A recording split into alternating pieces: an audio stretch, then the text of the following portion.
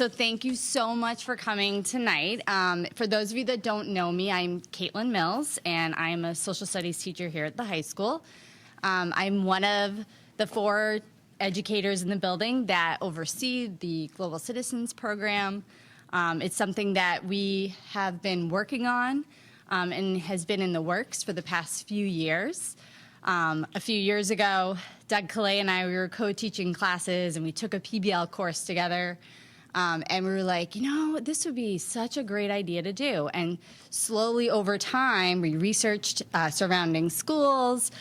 We met with faculty. We roped in a couple more faculty. We have Shauna Frost and Erica Calais here. And then we pitched our idea to Ms. Bottomley, and she was like, this is amazing. Go for it. And so since then, we've been working hard. We've been getting involved with the students. We've had a great response. This is the first official year that the program was launched, and we have 60 students that are currently working towards the endorsement. This year we have our 9 seniors that are, again, working towards that endorsement, and tonight they're going to share out with you one of the major requirements, very much the culminating requirement of the program, which is a capstone project. Okay, that's just one aspect of the program. Again, it's the culminating aspect of the program. If you would like to learn more about our program, on the program itself is a QR code. Feel free to scan that.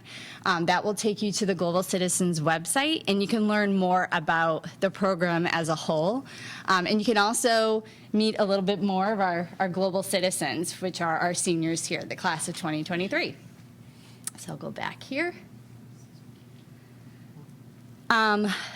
So these 9 seniors have done some amazing work, and it's, you know, on one hand, it's unfortunate that the program launched in their final year at the high school, but many of us teachers that have been involved with planning this program knew a lot of them as individuals and had them in classes previously, and knew immediately that many of these students here would be interested in doing such a program because they were already doing some really amazing globally oriented work and experiences and projects. So for them, you know, their capstone project is something that most of them very much started this year. Some of them, like our first 2 that you're going to hear from, they actually took one of the required classes called service learning their sophomore year. And that was in the middle of COVID, and what they didn't know was that they were starting their capstone project, and that flourished into the composting program, which they'll tell you more about in a second. So they are kind of like that ideal that we want students to start these projects early in their high school career, and then take another year and a half or 2 to continue that project or tweak that project, to really develop it and put it into action. Some of our other seniors, though, again, you know, took service learning this fall, and so they've started these amazing projects. I can't imagine what these projects would look like if they were with us for another 2 years. You know, if they had more of that time to really develop and continue that work. And you know, many of them are hooked in and most likely will continue this work beyond the walls of Holliston High School. So they really, you know, we should give them an applause. You'll hear from them. They're all very dynamic, and we're just so proud of everything that they have done this year and in their high school career. And then lastly, just a little bit about the format of the program. So again, you're going to hear from each of the groups. We have 7 projects in total. So you'll hear from each of them, and they have a visual accompanied with it, whether it's a slideshow presentation or a part of their portfolio for the program. If there's any clarifying questions that you have about their project, you certainly can ask like a follow-up question, just 1 or 2, because we want to be mindful of time. And then at the end, after we hear from all the students and all the projects, we do want to give the audience the opportunity to ask any follow-up questions. Anything that comes to mind, please ask them, okay? And I know they're excited about that, but I'm sure they would love to give you their feedback and their reflective thoughts through this experience. Am I forgetting anything? There's wonderful snacks Yes, yes, I should, I'm sorry. These are my students over here from Service Learning I have right now. Some of them are Global Citizens Program students. They're doing a great fundraiser to raise funds for global education. So please stop by and see them, make a contribution if you'd like, but they are over there as well. Okay, I think we're ready to roll. You guys ready? Okay. So our first students of the evening is Larissa Da Silva and Caroline Warner, and they're going to tell you about their wonderful project around composting. So come on up. Hi, my name's Caroline Warner, and I'm a senior at Holliston High School. This year I'll be graduating, and I'll be going on to college to major in computer science. Hello, everyone. Good evening. My name is Larissa Da Silva. I'm also a senior here at Holliston High School, and I will be pursuing my passion on helping others and the community by majoring in nursing and starting nursing school in the fall. Very excited. So back in our sophomore year, we took Miss Mills' service learning class, and our project for that class was the compost club, and since then our club has grown enormously. But back then we chose to do composting alongside Danny Marcheski, who is not here, but I built this website. And I think that's another reason why I want to do computer science now, is because I love web design. But here on our website, we have the About Us, and Larissa's going to go in about who we are and what our purpose is. Yeah. All right. So basically, like I said before, seniors here at Holliston High School. So within the service learning program, we mostly focused on the issue of food waste and like how it really affects like our climate, and obviously it is a global issue, so we did want to find a way to focus on how to fix it on more of a local level. So with that, we designed a composting program, the first one ever at this school, not to brag. But yeah, it's been great so far, very beneficial for our environment, and yeah, it's been really cool to see. So yeah, that's our mission and our purpose. But yeah, it's been really cool to see like students and even teachers participating in this. And even though it's on a local level, it's been really impactful. And then going on to fundamental information. We love to spread awareness about climate change, but also the purpose of composting and how it can affect our community. So we write small little pages and articles and news updates like this, where I talk about like what different types of pollution are. So I have air pollution here, like what is it, water pollution, land pollution, radioactive, and the list goes on. But we have this, and then we also have how to compost over here. And so I give you a step-by-step instruction about how to do it at your house if you don't want to do it at school, if you're not a student. And it tells you what browns and greens are and what the ratio is and what you can or cannot put in your compost pile. We even have little tips. And then we have a link to join us at our school. So students can sign up for certain events, like if we go out and we do cleanups in the community, or if they just want to help us bring the compost bins out to the pile in the back. We also have pictures down here of us building the compost pile in our sophomore year. It was in the middle of February, too. Yeah. So that was interesting. It was kind of hard to dig the dirt when it was that cold. Frozen, but, you know, it worked. Yeah. Very well. That's our teacher, Mr. Mars. She was kindly offered to help us at the time. We also have over here citations and assistance because the Tractor Supply Company actually generously donated us materials to help us with this. But since we started at the high school, we've had a ton of students participate. So we have bins in the high table area where a bunch of kids eat lunch. We had one in the library for a while, and we have one in the cafeteria. And then we have one in every single teacher's room, so the teachers can also participate.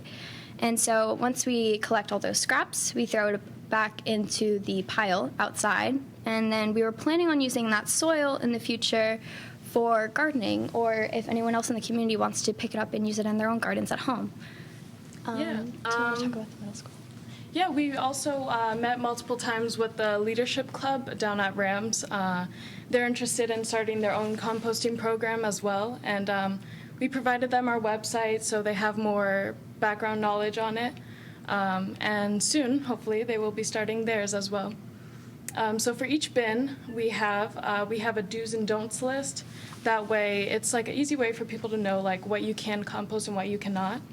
Yeah, I think that was really helpful for other people because I feel like there's not too much knowledge on it. People just see like a banana peel and they're like, oh, you can compost that, but you can also compost like brown papers and a lot of other things, coffee filters. Yeah. Yeah, so our junior year, we also created a club that was up and running. We would meet once or twice a week to take care of the compost, also educate ourselves on it. We also had two special guests, Matt Zedek, the Sustainability Director of Holliston, in addition to current state representative, James Arena DeRosa, and we got to show them around, show them our bins, how it works. And yeah, it was such an honor to just show it to them and get the recognition for it, because they actually noticed us in public, so that was cool. But in the future, we are passing our club on to freshmen and sophomores who gladly took on the club. And we hope that they will continue to grow it on into the middle school and somehow get the rest of their community involved, like parents, like you guys, or anyone else. But yeah, that's our project. Yeah. Thank you to Ms. Mills as well. Oh yeah, Without shout out to her, Ms. this Mills. would not be possible at all. As well as the other GCP teachers that's helped us and like really supported us through this, getting underclassmen with this, and it's just a nice way to end senior year and a nice way to leave our mark here. So thank you. Yeah.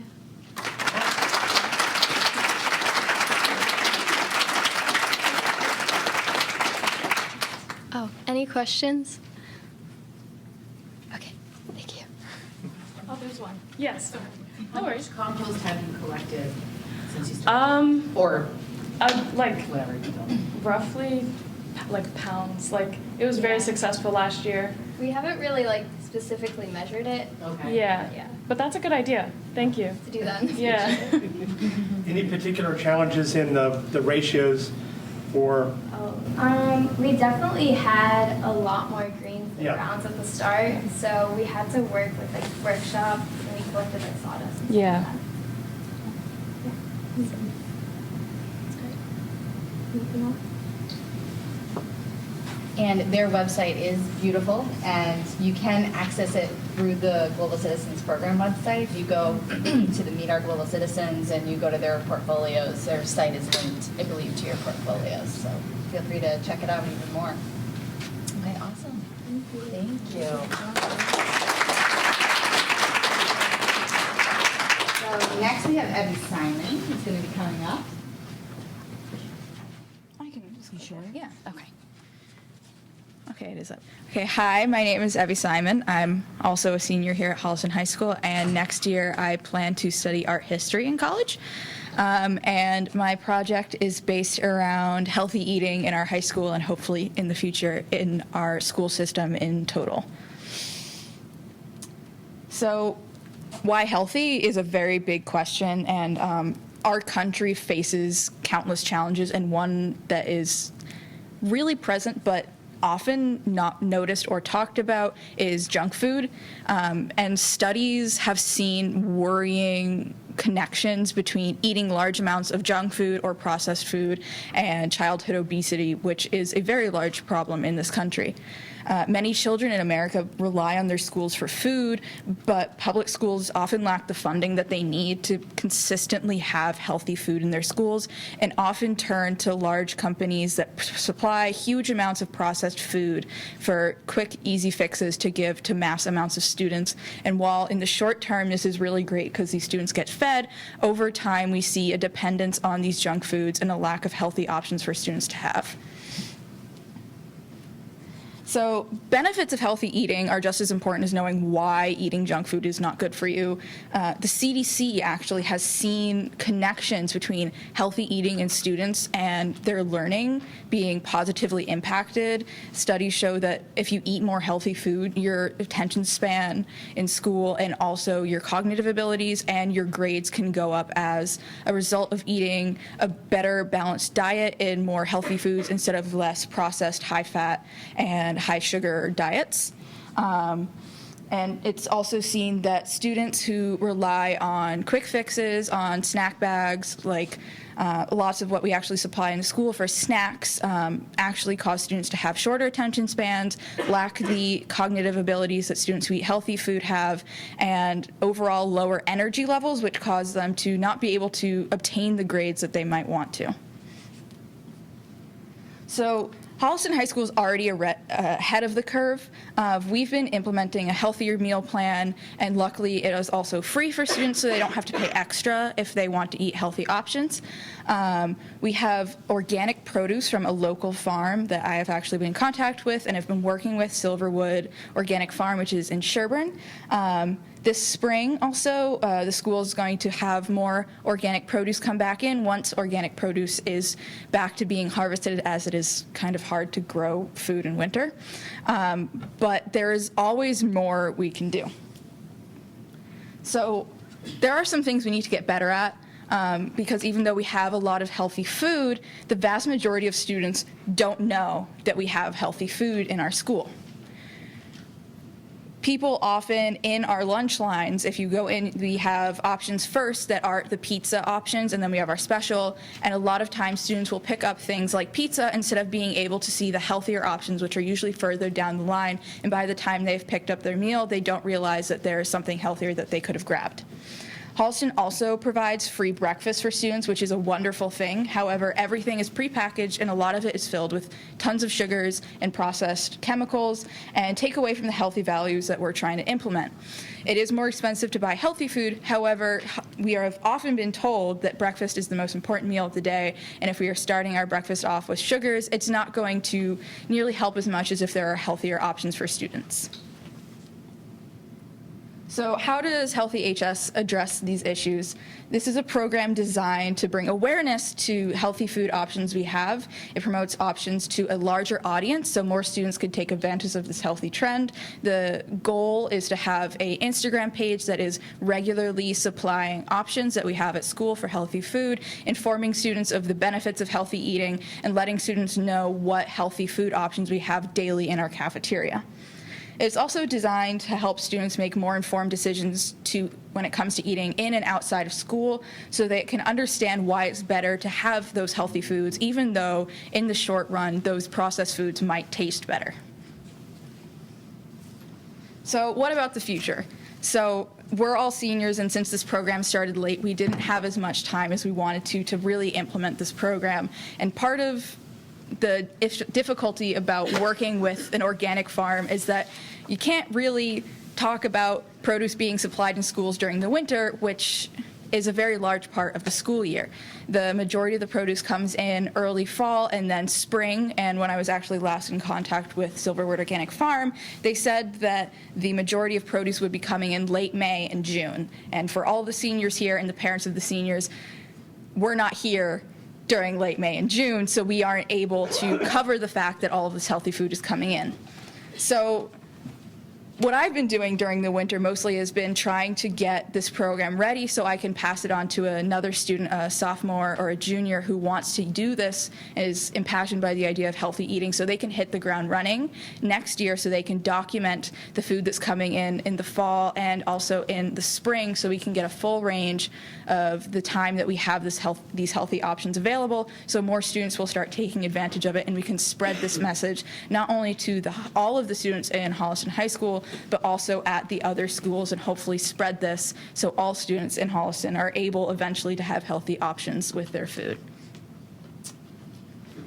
So thank you, and if you have any questions, I'll be happy to answer. Yeah?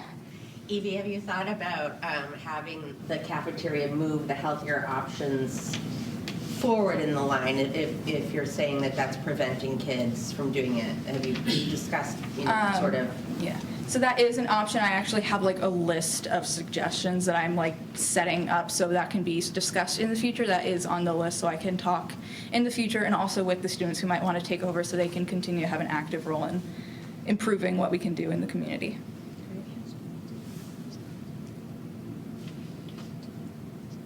If that's all, thank you.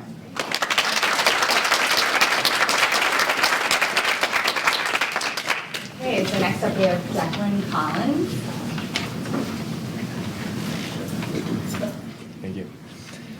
All right, hi everyone. My name is Declan Collins, and I hope to study English and French literature at college. Where that will be at is to be determined, but I wanted to share with you a bit about my capstone project, which is called Poems for Politicians, and I started this project in Miss Mills' service learning class this year in September, and I just want to start by talking about some of the inspiration for the project, kind of my thought process for developing it, and then I'll get into what I actually did and how I intend to kind of expand this in college, wherever that might be. Okay, so in service learning, we talked a lot about community needs, and we really tried to focus on what, sort of what things Holliston lacked. And for me, as someone who's very passionate about education and really interested in literature, two things that kind of stood out for me were student motivation and a lack of political awareness and political participation. And when I was looking at student motivation, I think one of the important things I recognized that was the impact of the pandemic on students' learning habits. There's like a very distinct shift pre-pandemic and post-pandemic with how engaged students have been in class, how motivated they have been. And then in terms of political awareness and participation, I really wanted to channel this idea of the power of one. And what that boils down to is basically believing that the individual is powerful enough to effectuate change, because I think oftentimes as teens or as kids, we can get caught in this rut where we feel like adults kind of hold all the decision-making power and that we don't really have a voice to make tangible change within the world. And through no fault of our own, Holliston's a pretty small town, outside of Boston. And I think that because of that, through no fault of our own, we are kind of stifled by narrow perspectives, and it would be really interesting to expose students to a lot of different perspectives in whatever category that might be. So my research for this project was obviously a lot more fleshed out, but for the sake of time, I'm just going to hit you with a few eye-popping statistics to just kind of get the wheels turning. So I looked at two principal studies for this, a Harvard Youth poll about political participation and a national research study by Forbes, which studied student motivation pre- and post-pandemic. And this number right here, 40%, is from the Forbes study. And they did a national survey across America, and they found that roughly 40% of students in high school feel they're unmotivated. And then this quote right here is just from the Harvard Youth Poll, which is supported by this graph. And what's interesting about this graph is that regardless of race, political engagement and participation is rising. But at the same time, if you look at the graph a little bit closer, you can see that still only 34 to 41% of people are politically engaged, which is a really low number, especially in a country like America, when we have this tremendous freedom and tremendous right to vote. So that kind of struck me. So here's some of the inspiration for the project, and you're probably wondering who these two random people are on the screen. To your left, you have James Basker, who's a professor of English literature and history at Barnard, and I was fortunate enough to interact with him this summer and take one of his seminars, which was called How Does History Change Its Mind? And it was really interesting because it examined the intersection between historical changes in literature and how poetry, writing, all that can affect historical trends, events. So that was kind of the basis for this thought process, that intersection. It's something I really wanted to explore. And the second man right here is Yuyutsu Sharma, who's a poet from Nepal. And, well, Miss Frost, you know who Yuyu is. But Miss Finnegan and I organized a series of poetry workshops over the pandemic. And this kind of really sparked my love for poetry. And I don't think without interacting with Yuyu, I would have necessarily gone in this direction with this project. So I would thank those two. And yeah, so when thinking about the general project plan, in Miss Mills' service learning class, we learned about the Sustainable Development Goals proposed by the UN. And I was thinking to myself that it might be really cool to kind of combine my interest in literature and poetry and creative writing with these sustainable development goals and see if there would be a way to get students engaged with local political figures or even bigger political figures through creative writing. So basically what I intend to do with this project is to have students take a creative writing workshop where they also learn about the sustainable development goals and then use these two skills they acquired to write a poem centered on one of the goals and address it to a politician. Now, in practice, this sounds like a really great idea, but as we might find, working with kids, oh, wrong slide, sorry. When you're working with little kids, it's not as straightforward. So I think, Ms. Mills, when we were talking about this, that's one of the things you warned me about. Like, hey, you have this really big idea, but you're implementing it with really little kids, and you could face some drawback with that. And in truth, it didn't go as well as I thought. But I'm going to talk about what I plan to do in the future so that, sorry, I'm a bit sick. It didn't go as well as I thought. Although the students were pretty engaged, it just like the poetry didn't really come together at the goal and but anyways, I want to talk about how I can use this learning curve to basically improve this project for the future and actually do something with it in college, and I have a pretty good plan. So I want to talk about a really cool potential partnership that's on the horizon for me. So again, another picture of a man. Who is he? Well, this is Peter Shumlin. He is the former governor of Vermont. And I met Peter 2 summers ago on a summer program in Capstone, Vermont, and we really connected, and we've kept in touch since. And a few weeks ago, I emailed him about potentially working with me in this project and being a recipient of poems from future students I'm going to work with. And he said that right now he couldn't because he was busy, but over the summer and the spring, he's generally a bit more relaxed in his scheduling and would be happy to receive submissions at that time. So where does Oxford Academia come into this? Oxford Academia is a really cool program that it just so happens is also connected to Peter. And Director James Basker, the man who I've mentioned before, has offered me a job on the administrative team for this coming, not this summer, but the following summer. So what I hope to do is use my role on the administrative team at that program, especially to tap into the creative writing workshop that occurs in this program, gather a ton of poems relating to the project I just described, and then send them to Peter. And I think that it would work very well. And then right here, these are some of the kids I did a trial run with, and I just want to share with you some of their feedback that I'm hoping to improve upon. So they actually said that they would like to have a smaller focus on the sustainable development goals, and that ultimately the creative writing aspect of the project was what they were interested in. So I'm willing to kind of amend the project and make it more creative writing focused and just focused on engaging students with literature at a young age and getting them interested in the field, as opposed to this maybe political contract I have set up in a way.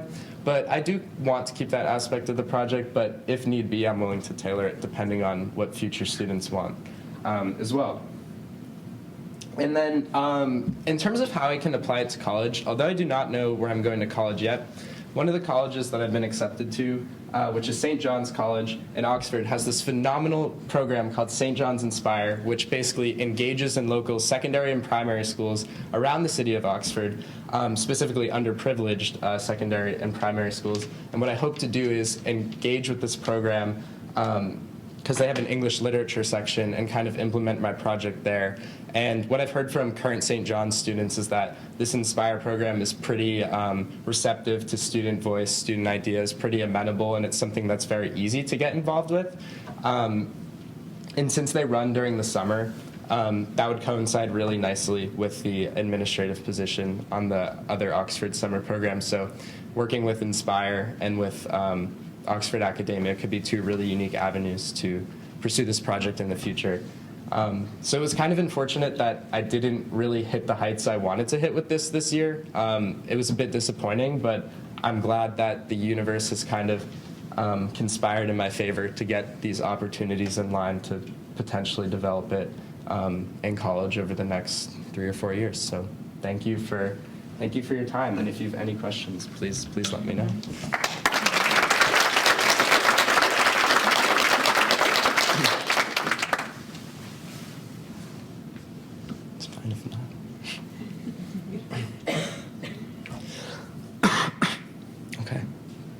Okay. One question. Yes, Ms. Rost. Hello. Not that easy. Yeah, I know.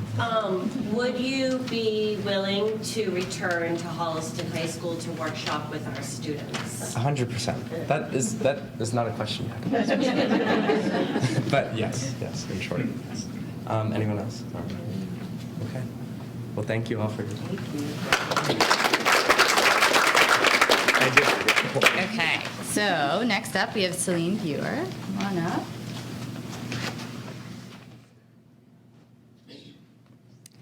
Hi, I'm Celine Buer, and I'm a senior at Holliston High School, and I'm planning on going into math for my major.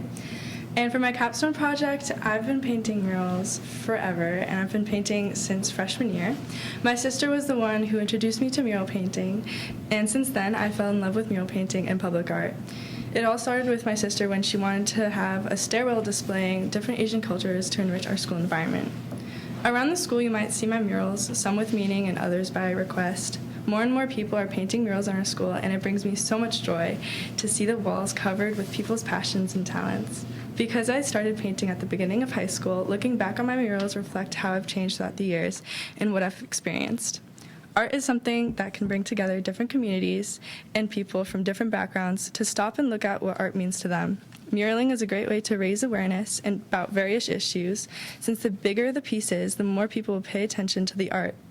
While I was painting my many murals, I learned that so many people appreciate the simple joy of looking at the colors, the lively images, and that brightens their day. Several people have stopped in their path to tell me how much they appreciate my art, and that motivates me to continue painting. In several of these murals, I asked my friends to help paint the background's colors or prime the surfaces. They helped me save a lot of time, and I appreciate their hard work. I also want to thank Mr. Lack for encouraging my artistic endeavors from day one. So let's get into the art.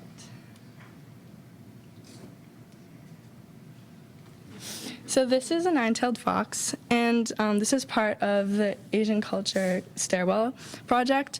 And the nine-tailed fox is a powerful mythical creature that can shapeshift. I read about these creatures in fairy tales growing up, and I was fascinated by how these foxes could represent bad luck or good luck depending on the situation. So yes, this was during freshman year. This one was during the pandemic. So I had many ideas for this huge wall in this space, but when COVID hit, it gave me more time to think about what I wanted to paint and express. Crises such as the pandemic affect minorities and marginalized communities the most. And during the pandemic, many women of color who were essential workers and or taking care of their families had to deal with harmful stereotypes and harsh working conditions. Giving these groups of people representation in art promotes awareness for the public and recognizes the struggles people face. After the masks came off at our school, some people asked me if I was going to paint the faces over the masks, if I was going to take off the masks. However, I felt that I wanted to keep the mural just the way it was because I wanted it to keep the pandemic as a part of our history that we should not forget. We seem to have moved on from the pandemic, but the pandemic affected all our lives tremendously. And this is located. I have like a little message of where this is located. It's in the entry of the art stairwell. So this mural is in our library, and this was a request from the high school's librarian, Mrs. McDaniel. I was thrilled to paint in the library and to depict a calming image of someone reading. And if you see the mural in person, like you can see it later, if you go up to the little scribbles that I wrote, some of it is excerpts from Catcher in the Rye, so that's just a fun fact. This is a cherry tree that I put in the upstairs art stairwell. And this was another project that was started by a senior and my sister when I was a freshman. However, they graduated before and leaving the tree skinny and without any branches. So I put together the pieces of this cherry tree by adding more branches, adding cherry blossoms, and a background with Mount Fuji. And this is also part of the Asian Culture project. So this was per Mr. Calais' request, and it's in the jam band room. And I was thrilled to paint the earth because painting the earth is a way to raise awareness about the world we cherish and the world we need to protect. This is another mural that's in the library. I worked at this with my sister. She painted all the colors and put the pages on the wall, but she asked me to repaint the boy reading when she graduated, so I did that per request. And I did this during Mr. Lack's public art class, which is a great class that allows students to do public art. This is kind of next to the Nine-Tailed Fox mural, and it's a continuation of the Asian Culture Project.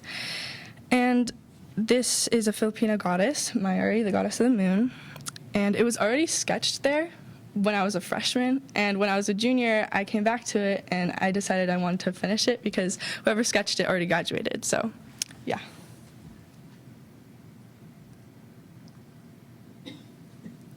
This is another painting that had a rough sketch of someone who graduated, but so I decided to go with the original idea of the dragon, but I just made it very much like bigger and brighter, and it took me a lot of time to paint all the scales. And this lucky dragon represents the red lucky color in East Asia, and it's matched with the green jade color that represents spirituality. And this was during Art Portfolio this year. And so this is an unfinished mural that I'm still working on. It was a blank space between my Women of Color mural and another older mural that has Totoro on it, and I wanted to fill in that space, so I put a panda to represent Asian culture. And yes, it's also to represent endangered animals because sadly pandas are endangered. And lastly, this is my project with NHS. I've been painting trees at the elementary school. So these are some trees that I have. And they are in the elementary school's corridor to the courtyard. And it's just a space that's really nice for when kids walk through, they can see nature around them.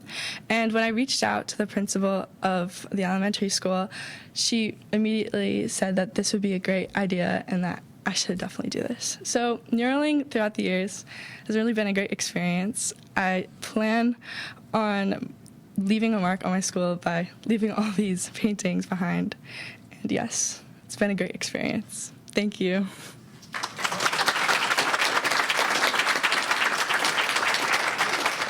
Any questions? You said you were going to be a math major? Yes. I know. I like art, but I also like math. So, yeah. Maybe. I'm still planning on painting in college a lot. I love painting so much. Thank you.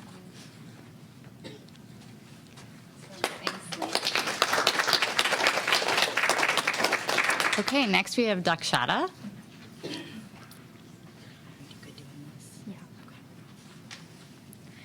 Hi, my name is Dakshata, and I'm a senior here at Holliston, and I'll be majoring in zoology and pre-veterinary medicine next year. So my project is called Project Ponics for Produce, and it is basically surrounding the idea of implementing aquaponics, a system to the school. So I bet you're wondering what aquaponics is right now. So for some background information, aquaponics, the concept was originally started around 1150 CE by the Aztecs. It was called the chinampas at the time. There is a diagram of what that used to look like. And so what I really wanted to focus on was the problems that are really caused by industrial agriculture.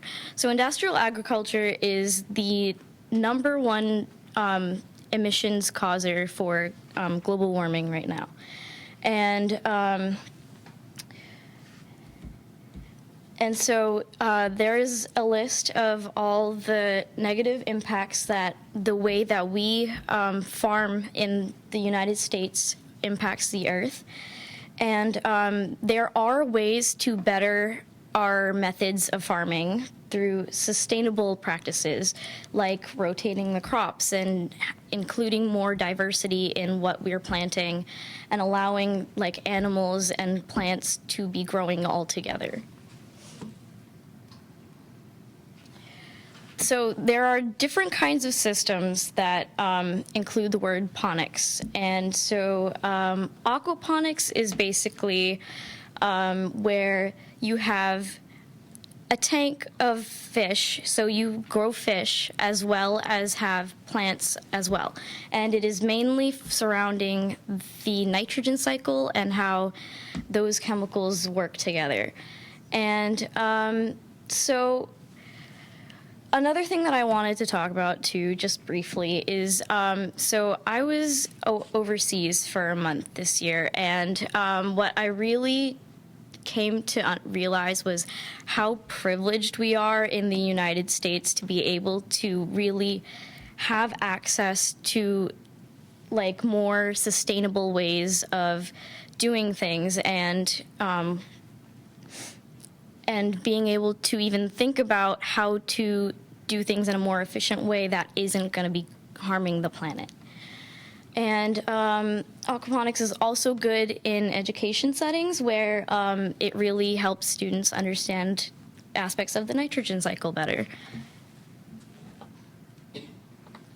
So by doing this project, the sustainable development goals that it really impacts are number 2, zero hunger, number 11, sustainable cities and communities, number 12, responsible consumption and production, and number 13, which is climate action. So, the benefits of aquaponics, there are several. So aquaponics requires less than 10% of the water that traditional agriculture requires because the water circles between the tank as well as the plants. It also completely removes soil from the equation entirely, so there's no soil required. This allows the plants to require everything that they need from the fish itself, and they cycle each other out. The plants also don't have to use all their energy on growing roots, but rather just use that energy to keep growing upwards and produce more edible plant material. Aquaponics allows food to be produced in areas that normally wouldn't have the ability to grow food. And all of the machinery that is required to apply chemicals and herbicides and pesticides to your produce are no longer needed. Aquaponics also ends up with no waste. Any solids that are collected from the fish can be composted, and unharvested plants can be fed to animals or composted as well, and everything just cycles each other out again. Produce that is grown from aquaponic systems are more nutritious because they are fresh and they don't have all those pesticides and herbicides that normal produce have.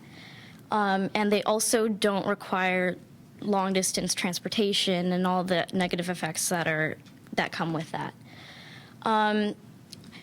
So starting an aquaponic system debatably does have a bit of a higher cost compared to traditional farming. But as it says here, usually the system pays for itself within a year or two by the produce that you end up having.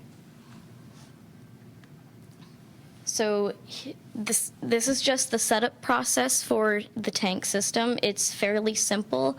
You just have a tank. You cycle it out, make sure that all of the levels in the water are ready for the fish. You get the plants part of it ready, and then you add fish, you add plants, and you just maintain it from there. So here are some examples of some fish that work for aquaponic systems. So what I'm going to be doing here is, so I am working towards bringing a system of aquaponics to the school. And just based on the advantages, disadvantages, and also just what is available to me, I will be using guppies for my system here. Some fruits and vegetables that do really well in aquaponic systems here are vegetables like tomatoes, lettuce, peppers, cucumbers, strawberries, and basil. And so finally, I've come to what I am doing with aquaponics here at the school. And so unlike most of the other seniors here, I actually am taking service learning right now and during the second semester. So, and also because I was overseas for a month, like I mentioned earlier, I'm on quite the time crunch. And so what I've been working towards is really, again, setting up a system here at the school. And I'm hoping that once we have viable produce and everything, to be able to donate all that to a local soup kitchen or like anyone else that really could benefit from the produce. And also, what I'm really doing is just laying the groundwork here for future students to be able to take it over and just run with it. I also have a Instagram account to kind of raise awareness of everything that I've talked about here about the problems with industrial agriculture and some positive ways of going about farming. And so, yeah, I will be making posts about the system. I will be making infographics on Canva about like what I've already mentioned, and that's pretty much my project. Thank you for your time. Do you have any questions?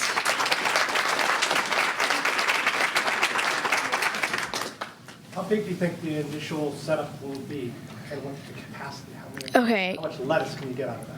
All right, so I'm not quite sure how much produce will come from like one system. It really depends on the size of the tank, which I'm still trying to get. So I will be going for like a 10-gallon or more tank, and so yeah, I'm not really sure how much would come from that.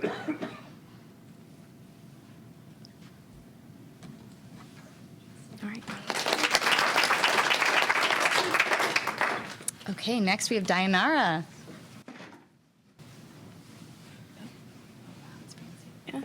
Hi, my name is Dayanara, and I hope to major in marketing and maybe minor in design. So my project is called Books of Hope.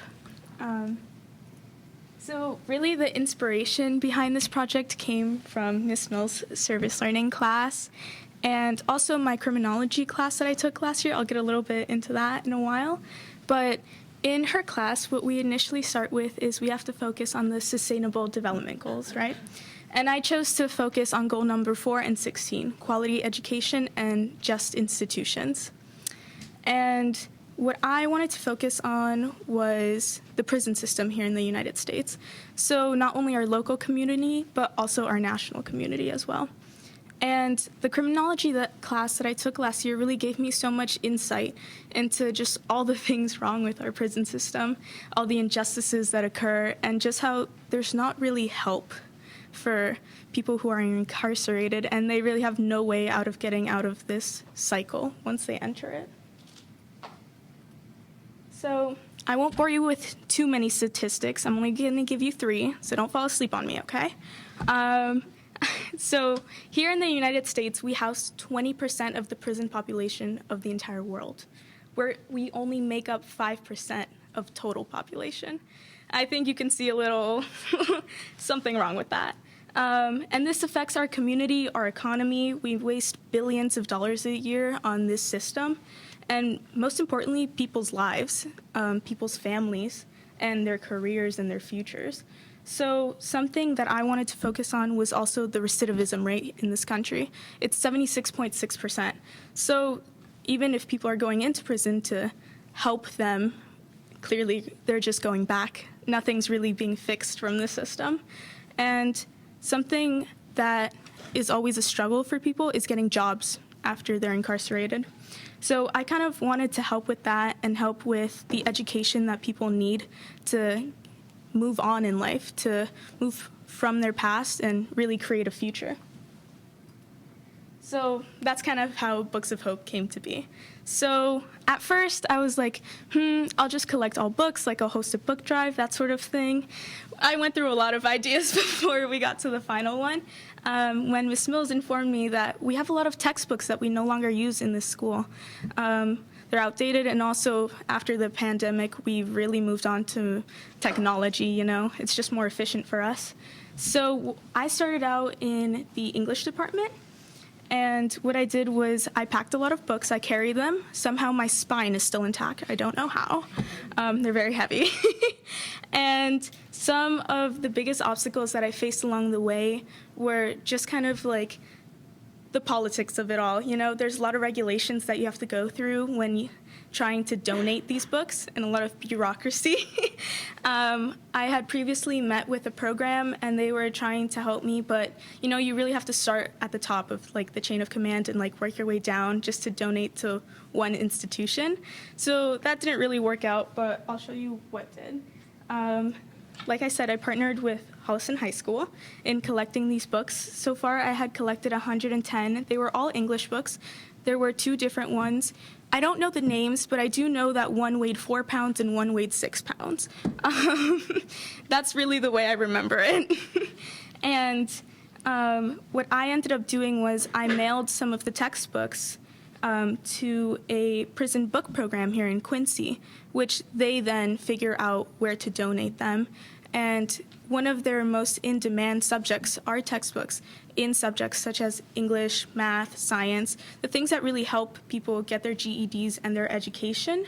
So what I hope to do in the future is continue collecting these books, not only from, like I said so far, I only have the English department, but also in science and social studies. I know Ms. Mills wants to get rid of a lot of social studies books, so I'm hoping to do that before I move on, and math as well. So thank you. If you have any questions, please let me know.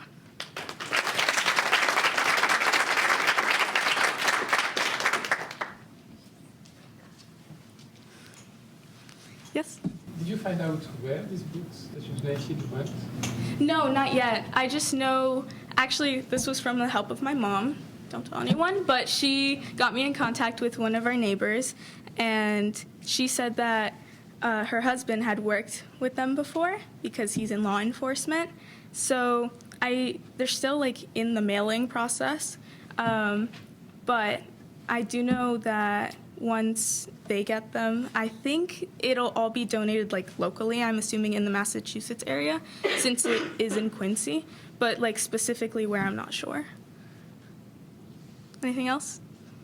Yes, Ms. Ross? Not so much a question, but more of a comment. I am so in awe of your persistence.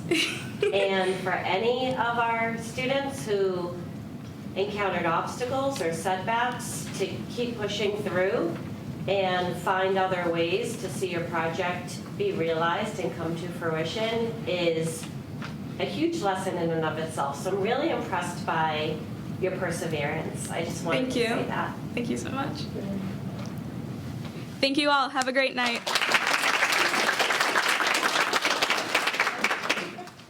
Okay, and then we have Brenna and Amelia.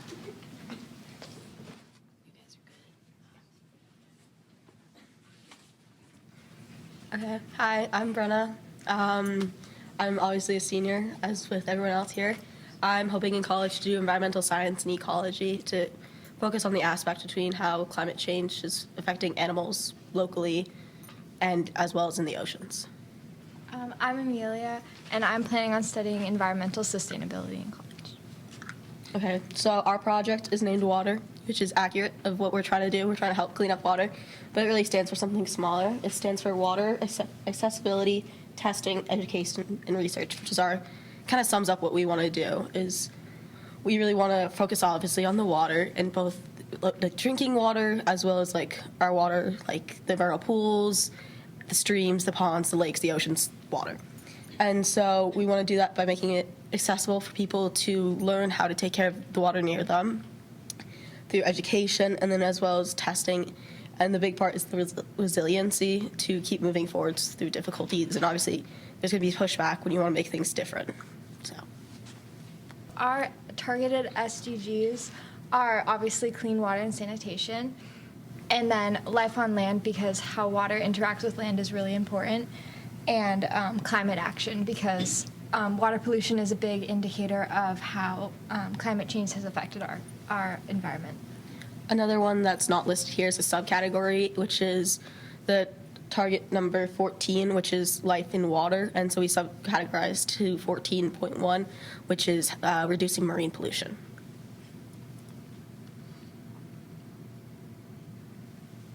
So through this process, there was a lot of options that we could have chosen from just environmental as well as water. And so we really chose this because we both have a very big passion for environment. We both took a lot of environment-related classes, and it's both what we want to do in college. And so we also, from my point of view, I really am interested in the wildlife. So we looked at water pollution, and at the beginning of service learning, we had to research an issue in our community, and we researched about the pollution in the Charles River and our water basin, which is the Charles River Basin. And so we have 3 main goals that we focused on. So our first goal is to bring awareness to databases that are available that show contamination in your area, and as well as reducing the amount of pollution that's derived from human activity. Our second goal is to improve the cleanliness of polluted bodies of water around town by doing physical cleanups and removing chemical pollutants, which we'll get into in a little bit. And our third goal is to create long-term progress in sustainability through frequent monitoring of water quality and education. So this is the presentation we talked about, which was the community need. And so we focused on our watershed, which is how the watershed is how we get water into our cups from sinks, fridges, whatever. So the watershed, there's multiple watersheds in the state, but we're part of the Charles River watershed. So that means the river that starts in Boston and comes all the way through towns and stuff, it feeds directly into our aquifer. And another science word, aquifer, is our water level. So we have wells in town that the water is drawn up from the aquifer, so it's below the surface, but our town resides on a low aquifer. So it's not low down deep in the ground, it's actually low from surface. So there's not that much difference between our surface level and where the aquifer we were drawing our water.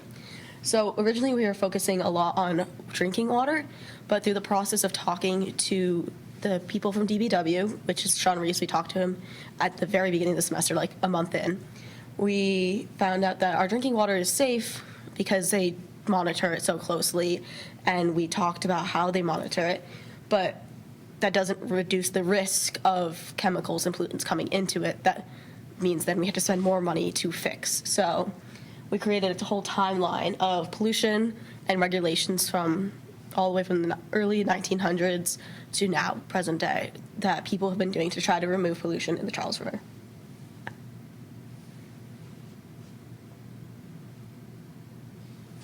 So another step in our service learning class was creating a PSA on water quality, which just includes some statistics around water, and it talks about water insecurity and how it's not just affected by drought, it's also affected by pollution. And we also included information on how to protect our water sources to reduce polluted water. Another opportunity that we were able to experience was this National Geographic Slingshot Challenge, which is National Geographic Challenge teenagers, so anyone from 13 to 18, to look at their community and see a problem that surrounds from climate change, all the way from cleaning the air pollution and getting rid of it, and all the way down to our waters. So that was a big part of our project. That's like, oh, that's what we want to do. So we were able to submit this video that we made talking specifically about our project as well as our PSA to this challenge. And so it's all about how the youth are taking a step to cleaning the earth. So we created this video that talks about the later half of our project. And then just some of our contacts. Sean Reese, who we mentioned, is part of the Department of Public Works. He kind of helped direct our initial search in like figuring out a topic. Mr. Marsh here at our school is an environmental science teacher who really helped us with some background knowledge, and he helped us on using the databases which we mentioned before. And he continues to be a really supportive teacher in our area of interest. Matt Zedek is the town sustainability coordinator, and he's provided us with a lot of valuable information on specifically the town's needs, and he has been a really big supporter of our endeavors with Matter of Trust, which we will mention in a bit. And he connected us with a lot of representatives and his colleagues in other towns to kind of broaden our viewpoint and be able to get more information from a wider variety of people. And he has been a really good advocate around town and in getting our ideas out there and sharing more information with us. And then Matthew Barry is somebody we found on Facebook. He filled out our survey that we put out, and he gave us some online resources because he's in the field, which really helped increase our knowledge. And he's a civil engineer in water supply, so he was able to provide like perfect information for what we needed. So we mentioned a lot about this database. So our plan is in the future, the next coming month, is we're going to access the database and look at this database reports any chemical or incidents that could create a dangerous threat. Granted, they're taken care of and reported, and there's different levels of the threat. Something could be like, I spilled oil on my driveway, but or in some cause greater that has to get reported. But what we're going to do is we're going to look at the higher ranking ones and that are around us as well that affects our water system and trace it to people who have local wells. So some people have personal wells as opposed to the town wells. And if you have a personal well, obviously you have to monitor it yourself. And some people don't know the, not danger that they're in, but not aware of their environment. And so we're going to make a map and make it very easy for people to realize, and they can go, oh, this is my house. Am I near one of these issues? If so, I'm going to go test my water. Because you don't want to test too much that suddenly, like, testing is always good, but you don't want to, like, test on nothing. And so if you see, go access, look at it, you're like, oh, there was something nearby-ish, I'll test, make it careful, make it safe. So that's part of our education part. A big partner that we have, this is our focus into the latter part of our project. So we did a cleanup earlier in the year, in November, and it was around Houghton Pond behind Duncan. We cleaned up trash and stuff, but in one of the lower lying wetlands, we found a little bit of an oil spill or some sheen that we weren't sure of that could be oil or chemical based. And so that next day when we came back to school, we researched how to sustainably remove oil. And from that, we found Matter of Trust, which I had originally seen on some YouTube or TikTok video, who knows. But I didn't realize that that was them. And so basically they make these hair mats that are made out of human hair, any hair above the shoulder, as well as dog pet for any type of fibers. And so people can go and donate their own hair, whether it's been bleached or not. And what would be done is it'll be made into these mats that are very finely compressed amounts of hair. And what happens is water flows through it, clean out on the other side, and it collects any air, oils, chemicals, hard metals, anything that's in your water that you don't want to be drinking, or anything that's spilt, and it comes back out clean the other side and can be sustainably removed of, doesn't need any special treatments, it can just be thrown in the trash. So it reduces waste because you don't have to grate all these different stuff, it's chemicals and whatnot, and it's super like durable, and so it can, they had done tests that it can get run over by a truck and withstand the pressure. So we are now on the waiting list. We have communicated with them, had meetings, one of which Matt Zedek joined, and through these meetings we are now on our way to become their first Northeast Coast partner, which means that we'll receive a machine from them. And what we can do with this machine is once we find a place to store it and have people come and work and stuff, it opens up green jobs, volunteer opportunities, as well as hands-on impact into the environment around us. And what we plan to do is you can make these rounded ones instead of a flat mat that we have here that we'll show. You can take it out now. And it will go around the storm drain guards. So any water spill that happens on our roadways, trash, oil, water, whatever happens to fall, it will pass through these mats first, around the storm drain guards, and then right back in, because we found one of the leading causes of pollution is from roadways, especially our busier roadways like downtown, by Factory Pond, Hopping Brook Park, all these industrial areas. So those are the first areas we will target. This is a example of a hair mat. They sent us a couple of samples. I know it looks kind of gross, but it is really cool, and so this is how the oil, like how hair on your head absorbs oil. This absorbs oil that comes off from cars and other like industrial processes. And this one it hasn't been used yet, but it's pretty cool. Yeah. And so, how did we get this information that we found out that this was an important thing? We sent out a survey. So that's some of our excitement from the beginning of this semester. When we sent it out, I posted on Facebook, a couple different sites, the Queens neighborhood, whatever, Holliston Happy, and I was like, I don't know who's going to respond to this. I kind of forced a couple friends to get it, so the first 4 responses that were real. It was really exciting to us. But basically, it's this whole survey that talks about, like, do you have a privately owned well? Are you concerned about water pollution? What do you know about it? What would you be willing to help? And so we received, I think we're over like near 100 responses, which is just insane and so helpful. And it was actually from this survey that we met one of our contacts, Matthew Barry. So you can still fill it out if you want. So yeah, and we also gained interest for our first cleanup, which is where we found the issue of oil and stuff. So we're also planning to do more on once it's not cold. So keep an eye out for those. And so these are some pictures.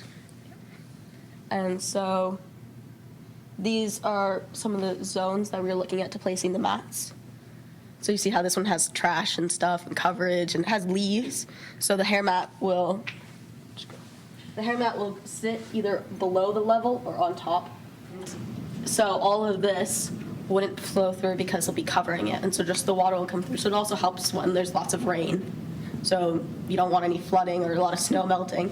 So it will actually block that off, and so that way there's less flooding in our streets as well.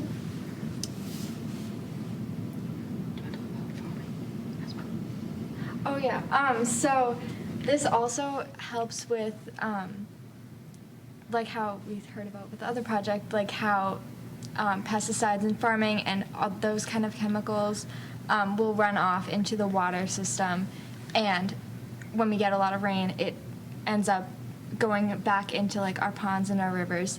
So this will also help reduce the amount of pollution that ends up in there, and that will also help reduce how much pollution ends up in our water that we have to filter out. As well as with these hair mats, they're also the company, nonprofit organization Matter Trust, is looking into how to implement it into agriculture.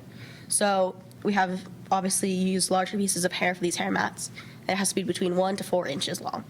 But anything less than an inch can be put onto below the first level of your topsoil in gardens, and it will actually retain moisture. So recently, because of climate change, we've been seeing record high heat summers, super hot, all your plants are dying.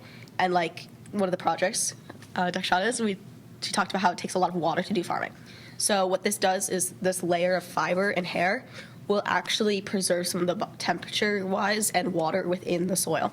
So that can be implemented to all of our farms in town that provide organic food for our schools. And so it's super cool how one small thing impacts a lot, and so it impacts our quality of water, erosion, agriculture, food. And so it's super cool, it's super interesting. And yeah, we have an Instagram. It's where we post like our videos, our survey we posted there. We post like updates on when we're doing cleanups. Yeah. So yeah, that's our project. It's been interesting. There was a couple twists and turns, things we didn't expect, but I think overall, I think landing with Matter Trust is super cool. And little plug, if you happen to know of a space that we can put our machine, it would be really cool. It doesn't have to be big, it doesn't have to be fancy. It just needs to be the size of a one-car garage that you don't mind people coming in and out of. We haven't received the machine yet, but hopefully soon. And we plan on getting it started, getting it going, involving the environmental club here, and NHS, and getting a lot of students working on it because it's not dangerous by any means, and there's a lot of instruction of how to use it. And so getting students involved and then passing it down to work on. And yeah, that's it. Any questions? Yes. How about So you have that one, and let's say it's sitting on one of those drains in town. Do you have any sense of how long that mat would be able to keep on working? It depends on the location and how polluted it is. But I think typically they probably last for a few months.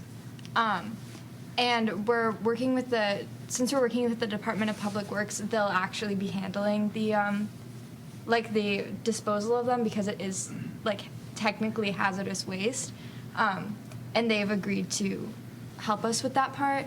So we'll be monitoring them depending on the location. It depends on. Yeah. They go until they're completely saturated, so they can get water passed through them and then dry out and then go again and again until they're just completely saturated. And they can also be put directly into water, and water will just come through and you take it out when it's full and dispose of it. But also a cool thing is they only take once you get really good at using the machine, it takes 30 minutes to make one. And that's just from you put it in, take it out, you do the next layer, and so once you get good at it, it gets faster and faster. And they can actually, one thing that's nice is we can get other towns involved and sell them, and 5% goes back to the company, and then we keep the rest to make it a bigger thing and involving local businesses who cut hair or pet groomers. Yeah. Would you be focusing on certain parts of town, like storm drains in industrial areas and that kind of thing first? Yeah, we're definitely going to we're probably going to focus on downtown because it's visible and it will get a lot of traction, and then in the industrial parks. Industrials such as, we targeted a couple areas so far which we've seen and looked at and seen that they had a high need. So downtown, because cars travel through, as well as the industrial parks, as Amelia has said, and Factory Pond where the 8-arch bridge is, because that's a big water source near us. Hopping Brook Park, which has more lake near it. And so just all the places we're starting with really close to water until we can get a lot of them made, but hopefully in time, not long, because once we get more volunteers and more work and we get the machine, we can implement it throughout our town, surrounding towns, we can get them to get a machine, it can become a bigger thing, and it can be, before we know it, hopefully, which we hope, all of Massachusetts has these, and it's one step to cleaning. Yeah. If you haven't already, make sure you reach out to the Economic Development Committee, Mr. Drohan. Yeah, we've reached out. We're waiting for a response. All right, good. Well, if you need help, I'll ping him again, but he can certainly connect you with either businesses in town. I think that's a really good place to start. And if you need me to ping him again, I'm happy to. Okay, thank you. Anything else? Okay, thank you.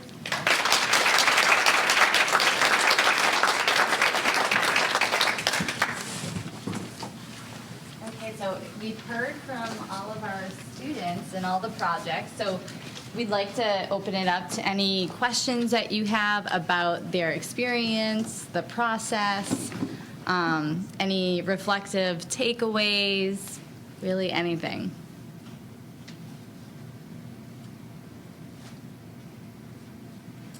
I'm just so impressed and proud as a mom and just as a teacher here in town too, having seen a lot of your faces. This is so inspiring and so hopeful for our community, for our country, for our world. So thank you so much for doing it.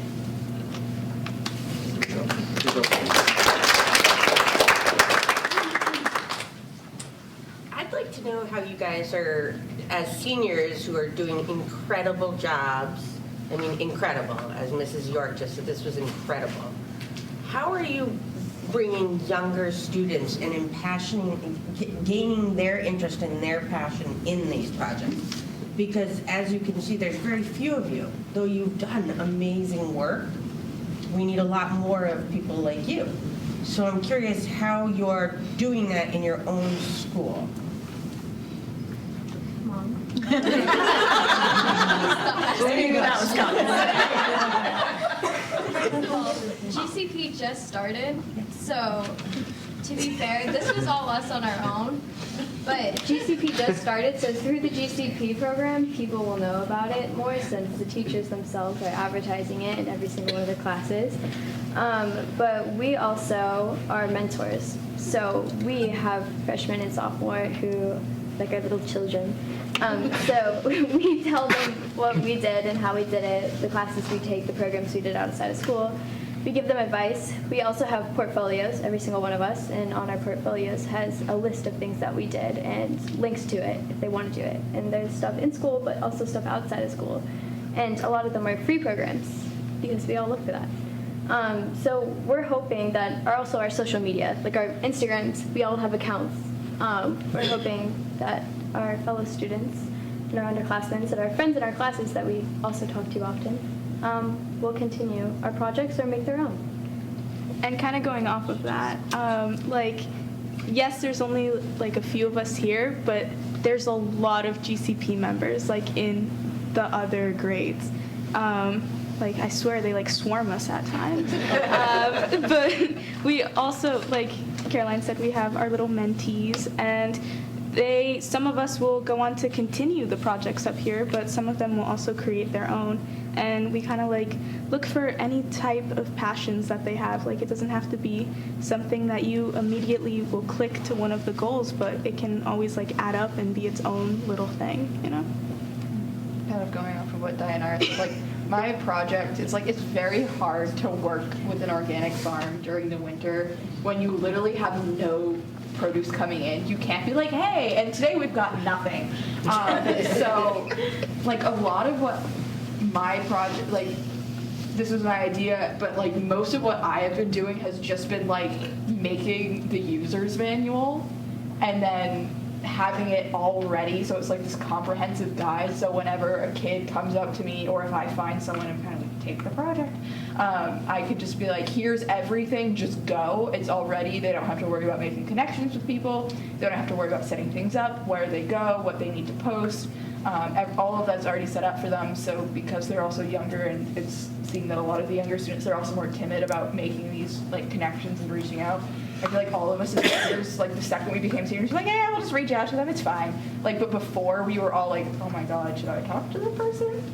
So having that set up will be helpful because they can just feel like they don't need to make that first connection and it's just designed for them to be able to just take over and just keep going. I think one more thing as well is like, I don't know, it's kind of become my life. Like, it's like kind of my little child. Like, I'm so excited to talk about it. And like how we were saying, like, we all have Instagrams and stuff.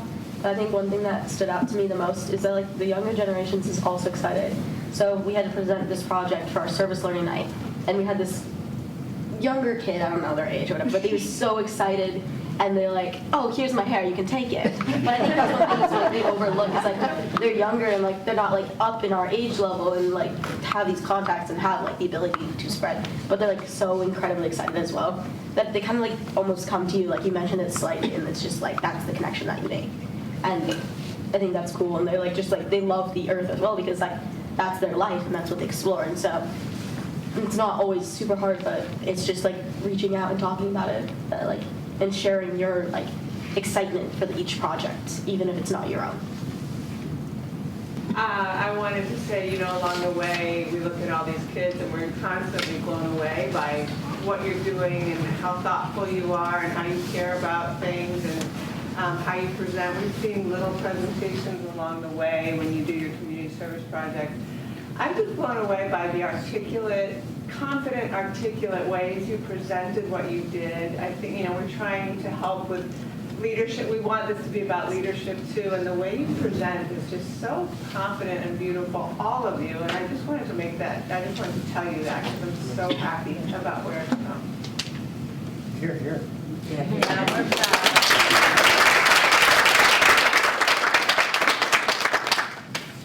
Do you have one piece of advice that you would offer to your younger self as a freshman or a middle schooler or even an elementary student? I have one. Freshman year, also middle school, I was new here, so I was very shy, and I still kind of am, but like I feel like emphasizing the importance of taking a step, taking initiative, and like making connections can really get you far. So like as long as you just like you just take a deep breath and you're just like, you know what, just do it, rip the Band-Aid off, and it could lead to something as amazing as this. So I feel like just having confidence within yourself and having like a great amount of amazing, trustworthy, talented people with you along the way is just all you really need. I think personally for me, it's like don't be scared to share your passions. Sometimes when people are like something they're really passionate about is like you overshare and you get super excited and like you almost like have that moment where like you're so happy you could cry because that's your life, that's what you love. And I think for me, freshman year, I was definitely a little more quiet, didn't really want to share it. Like I was just going through and like, yes, that's what I love and that's what I'm working to. But like now to be able to be like, this is me and this is how I want to share and help. It's like this, like how Larissa was saying, it's a step. And so I think just don't be scared to be excited about what you love. Kind of combining those two things and like adding on to it. I am a chronic overthinker. Like if you don't make me do it in like the first 5 seconds, I will spend the rest of my life overthinking it to the point where like the only logical conclusion in my head is that it crashes and burns.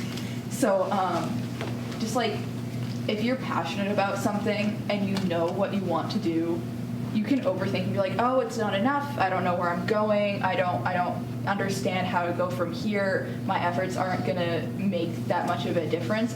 Take that first step and just do it, and don't overthink the possible futures, because if you are overthinking, you're going to miss the chances that come your way to actually make it turn out great. I'm going to second what Evie said with respect to being a tremendous overthinker. And I think if I had to give a piece of advice to myself, my middle school self, well, it would be a lot of things, some of which I wouldn't say to this group. But I think the most important thing would be to recognize that I think at the time I kind of thought life was very black and white and very linear. But I think I would tell myself that life is filled with twists and turns, but the spot you end up at which you end up is probably the same spot you would have ended up if it was linear, but you might just take a really crazy ride to get there, and that's okay. So yeah, I think that's what I would say. Mine would probably be, well, first I learned a lot of like new tools to use to like design stuff. I'd be like, use Canva, not Google Slides or something like that.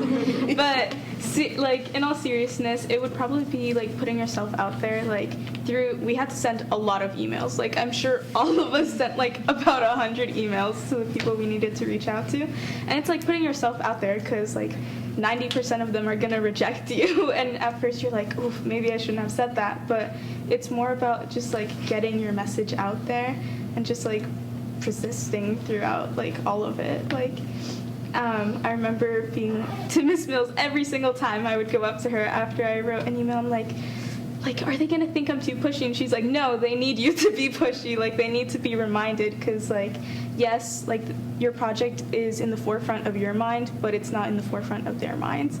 So you kind of, like, every single day you need to, like, you know, be like, hey, by the way, do you remember this?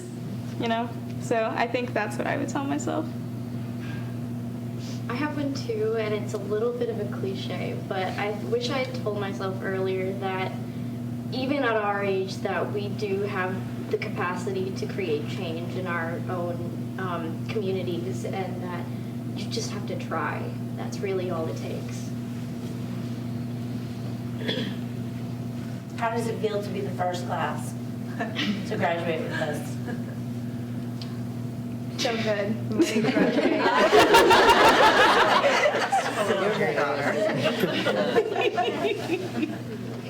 Like, I'm kind of great, like, I, like, set this all up, but I'm also kind of, like, ready to just, like, give it to a kid and be like, just take it, because, like, I've spent, like, the past year researching every single statistic, and when I can give it to a new kid and just be like, go on, do what you want, and just, like, kind of set them loose, I'll be able to watch it, like, grow, but not have to deal with any of the stress. Like, I'm just going to graduate and be like, it's your thing now.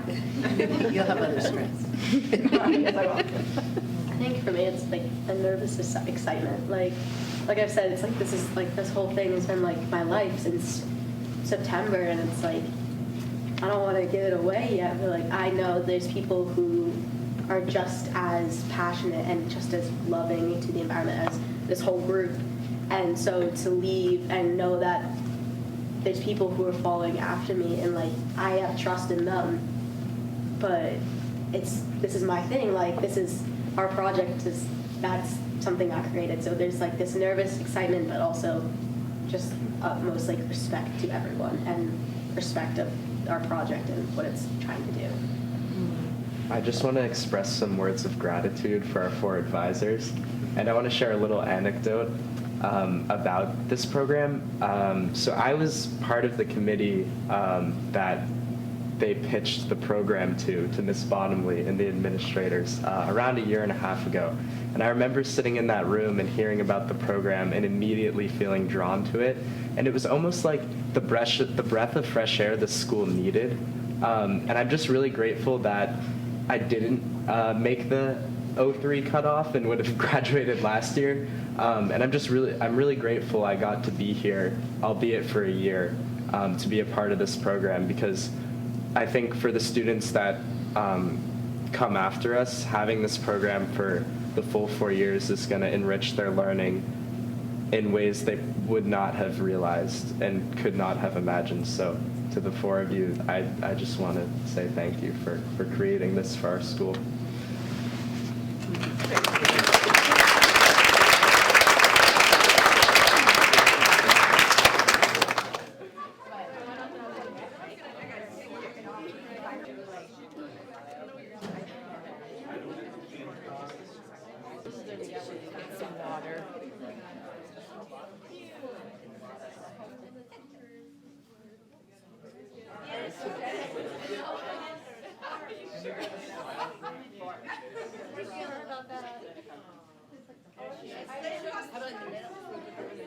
Put that in the middle, because if we can't. It's too long, they have to go. It's too long.